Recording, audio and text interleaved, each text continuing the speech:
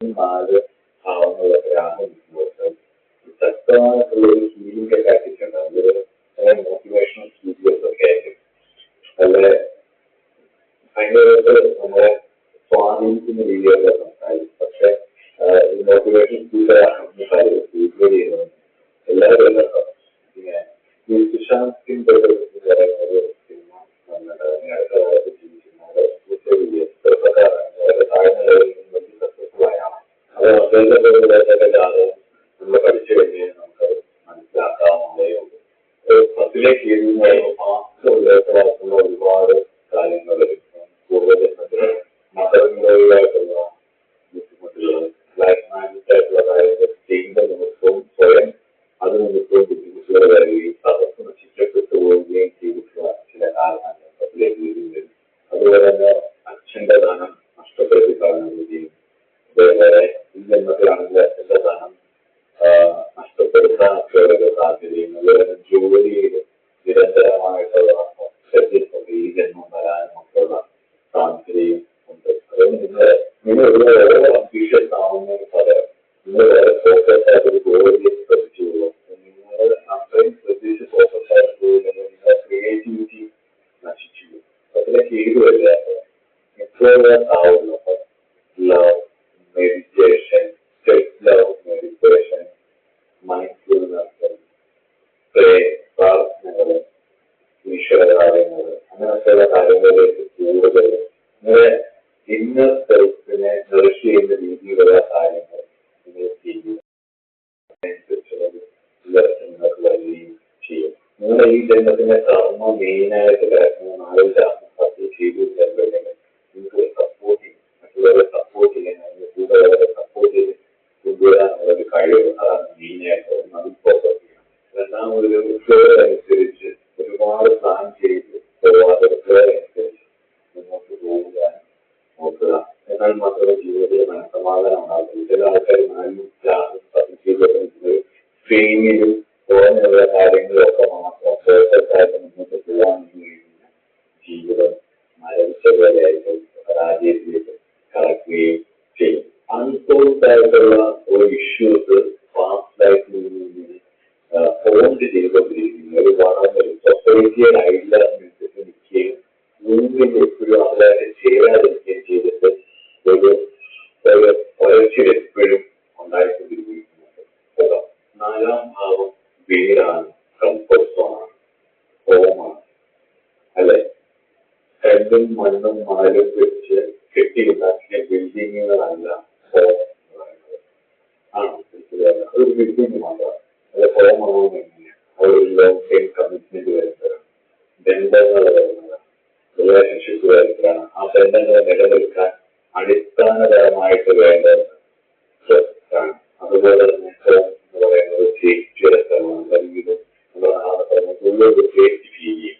അല്ലെ, സേഫ്റ്റിയുടെ സ്ഥലമാണ്. അതേപോലെ തന്നെ സെന്റിമെന്റ്സിന്റെ സ്ഥലമാണ്. അല്ലെ, അതുപോലെ നമുക്ക് ഇഷ്ടപ്പെട്ട പലതും നമ്മുടെ ചെടികള്, നമ്മുടെ പറ്റിയും പൂച്ചയും, നമ്മുടെ പരതയും സർവ്വ വിഷയങ്ങൾ നമ്മൾ സന്തോഷം ആ റിലേഷൻഷിപ്പ് ലോകമായിട്ട് നമ്മളെ എന്ന് പറയുന്ന നമ്മുടെ പാരമ്പര്യത്തിന്റെ ഇതെല്ലാം 4ാം ഭാവങ്ങളല്ലേ.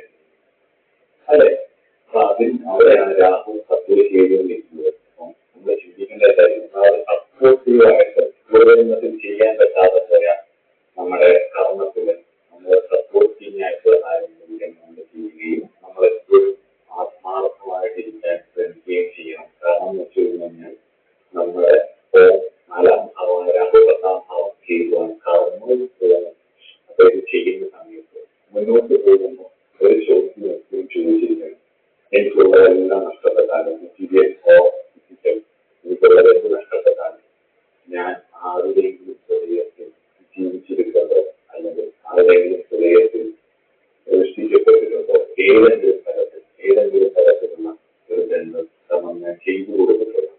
എന്റെ ഈ ജന്മത്തിന്റെ ദൗത്യമായിട്ട് എനിക്ക് കിട്ടിയ അവസരത്തെ ഞാൻ ചെയ്തു കൊടുത്തിട്ട് ഒരാളുടെയും ഹൃദയത്തിൽ ഞാൻ സൃഷ്ടിക്കപ്പെട്ടിട്ടുണ്ടോ എന്നുള്ളത്. ഏത് റിലേഷനോ, മകനാവാം, അച്ഛനാവാം, കൂട്ടുകാരനാവാം, കൂട്ടുകാരെ സപ്പോർട്ടാവാം, ഏത് റിലേഷനോ, വേറൊരു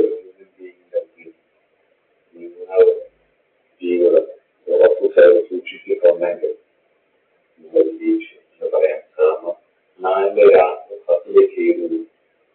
പൂർവ്വജന്മത്തിൽ ചെയ്യാൻ പറ്റാത്ത കർമ്മങ്ങൾ ചെയ്യാൻ വേണ്ടി പൂർവ്വജന്മത്തിൽ തന്റെ സുഖങ്ങൾക്ക് വേണ്ടി എല്ലാവരും ചൂഷണം ചെയ്തിട്ട് ഈ ജന്മം പൂർവ്വജന്മം ചെയ്യാൻ വേണ്ടി വന്നതുമാണ്.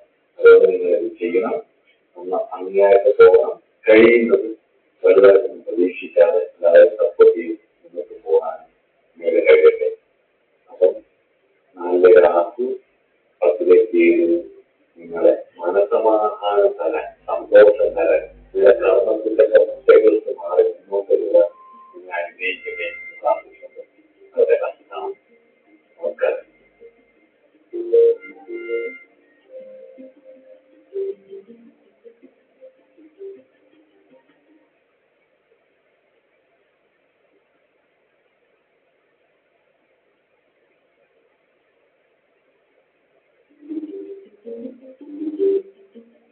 നമസ്കാരം.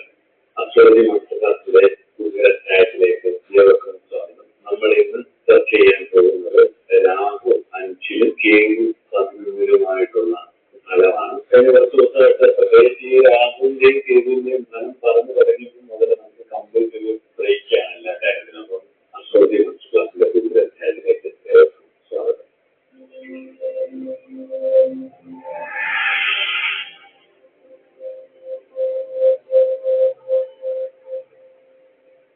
5-ാം ഭാവം ദ ഹൗസ് ഓഫ് ജോയ്, അതായത് പ്രജ്ഞ, മേധ, വിവേക ശക്തി, നമ്മുടെ സന്തോഷം, ഇതൊക്കെ ചിന്തിക്കുന്നതാണ് 5-ാം ഭാവം. മനഃസ്ഥാനമാണ്, സന്താനസ്ഥാനമാണ്.